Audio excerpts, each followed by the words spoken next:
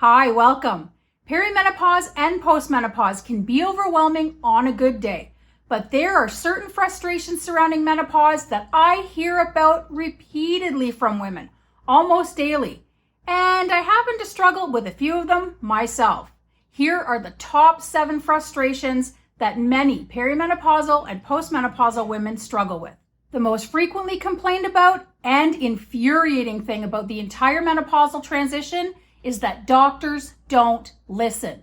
I hear from women every single day, terribly upset and disheartened because they're desperately trying to get help and answers from medical professionals, and they continue to hear the same dismissive comments over and over again. You're too young for menopause. Menopause does not cause all those issues. It's just anxiety. It's not menopause. And the classic, don't worry, you're fine. Your blood work looks great. Hearing these things constantly when you know you're not fine is terrifying and incredibly frustrating. I've been stuck on the dismissive doctor hamster wheel for years, and I honestly think that it is the number one reason why perimenopause is such a fearful and uncomfortable phase for so many women. Number 2 is the frustration of trying one thing after another to alleviate symptoms and nothing is working.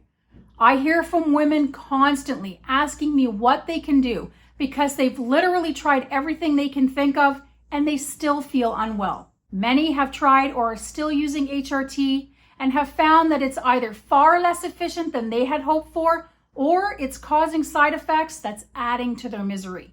Those that have decided to go with more natural solutions tell me that they have tried so many different things and they don't know what else to do. The constant string of disappointment can really wear a person down when they're struggling. Number 3 focuses on the unpredictability of symptoms. Many women tell me that every single day brings a new unwanted surprise, and they never know what they're going to be facing from one day to the next. It frequently causes anxiety and makes planning anything a nightmare. I know this frustration firsthand. If I have an appointment or somewhere to be, I will stress about it nonstop because I worry that I may not be well enough when the time comes.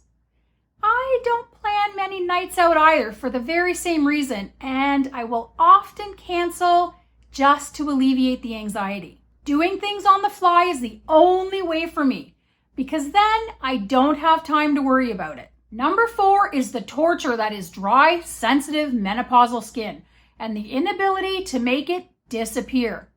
Many women share this frustration, myself included. It can be so irritating that for some, all clothing is the enemy. When I was young, I always wondered why all of the old ladies on the street dressed the way they did. I found it super weird. Now that I'm middle-aged, I 100% understand. Yoga pants, baggy t-shirts, granny panties, and pajama bottoms are a must for me if I want to get through my days with my skin and my sanity intact. Number 5 is the sheer frustration of struggling day in and day out with no end in sight. When is this going to end is one of the most frequently asked questions that I receive. For many women, the unrelenting symptoms can be torturous and exhausting and can go on for years.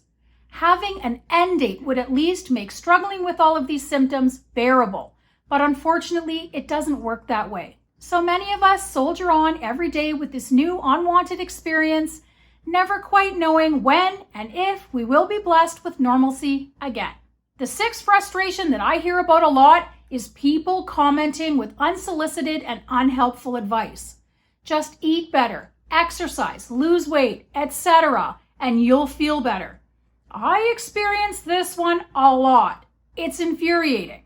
It often comes out of the mouths of well-meaning family and friends who are just trying to help, or women who are beyond blessed with a very easy menopause and just don't understand.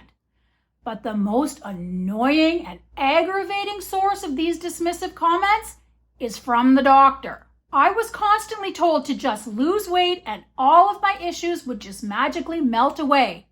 When I took off 50 pounds and the magical healing didn't happen, That's when the doctor started pulling out the anxiety card.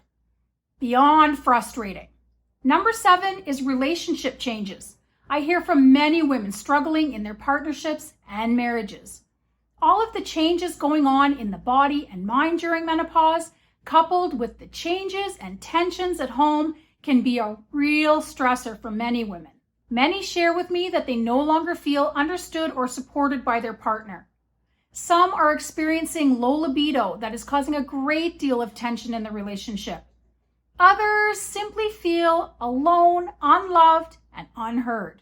There is often frustration surrounding trying to keep the relationship healthy, or the desire to leave once they realize that menopause has changed them. There is definitely a list of other annoyances that come with menopause, but these are the ones that I hear consistently. Many of us seem to be bonded by very similar experiences. What are your biggest frustrations in perimenopause or postmenopause? I would love to hear about them. You can share them in the comments, or you can join my support group and connect with other like-minded menopausal women. It's a great place to share. The link is in the description under this video. I wish you all health, happiness, and peace of body and mind. Thanks for watching, and I will see you all in the next video. Bye for now.